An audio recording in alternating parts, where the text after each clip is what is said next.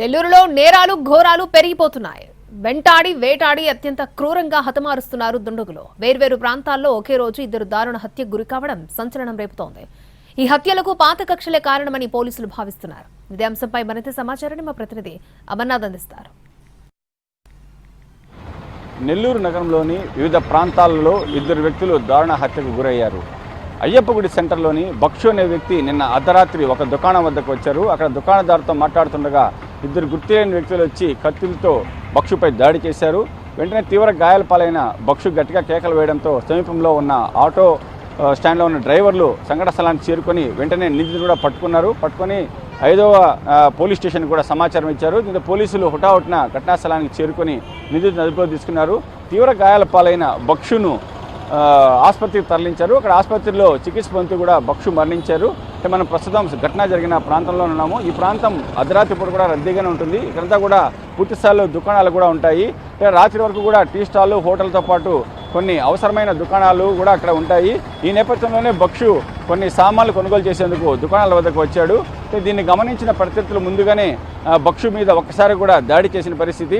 అంటే గతంలో బక్షుతో పాటు ఇతరులకు కూడా పాత కక్షలు ఉన్నాయని చెప్పి కూడా పోలీసుల ప్రాథమిక విచారణ వెల్లడైంది. కానీ పోలీసులు దీనికి సంబంధించి నిందితులను అదుపులోకి తీసుకున్నారు. ఆయన విచారించిన తర్వాతనే పూర్తి వివరాలు కూడా వెల్లడవుతాయని చెప్పి కూడా భావిస్తున్న పరిస్థితి. మరో ఘటన విషయం తీసుకున్నట్టయితే నెల్లూరు జాకీర్ హుస్సేన్ నగర్కి చెందిన సుల్తాన్ అనే వ్యక్తి కూడా హత్యకు గురయ్యారు. సుల్తాన్ జాకీర్ హుస్సేన్ నగర్లో ఉంటూ బేల్దారి పనులు చేస్తూ కుటుంబాన్ని పోషిస్తున్నారు. ఆయనకు తరచూ తన ఇంటి సమీపంలో ఉన్న పెన్నా నదిలోకి వెళ్ళి అక్కడ మద్యం సేవించడం అలవాటుగా ఉంది.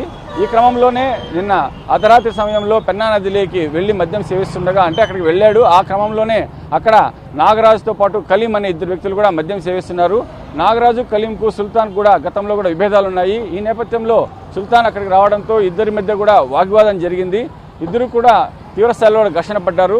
ఈ నేపథ్యంలోనే పక్కన ఉన్న కర్రతో ఈ నాగరాజు, కలీంలు దాడి చేయడంతో సుల్తాన్ అక్కడికక్కడ మరణించిన పరిస్థితి. ఘటన స్థలానికి పోలీసులు చేరుకొని అక్కడ నిందితుల కోసం కూడా గాలింపు చేపట్టారు. కానీ నిందితులు మాత్రం అక్కడ నుంచి వాళ్ళు పారిపోయి పోలీస్ స్టేషన్కి వచ్చి కూడా లొంగిపోయిన పరిస్థితి. ఇది పాత కక్షల నేపథ్యంలోనే జరిగిందని చెప్పి కూడా పోలీసులు భావిస్తున్నారు. అంతేకాకుండా కూడా ఇటీవల నగరంలో అర్ధరాత్రి సమయాల్లో హత్యలు జరుగుతున్న పరిస్థితి. అంటే పోలీసు నిఘా లేకపోవడంతోనే ఈ ఘటన జరుగుతున్నాయని చెప్పి కూడా ప్రజలు భావిస్తున్నారు. ఇప్పటికైనా పోలీసులు నిఘాను ఉంచి అసాంఘిక శక్తులను అరికట్టాలని చెప్పి కూడా కోరుతున్నారు. వీడియో జర్నలిస్ట్ ప్రదీప్తో అమర్, NTV.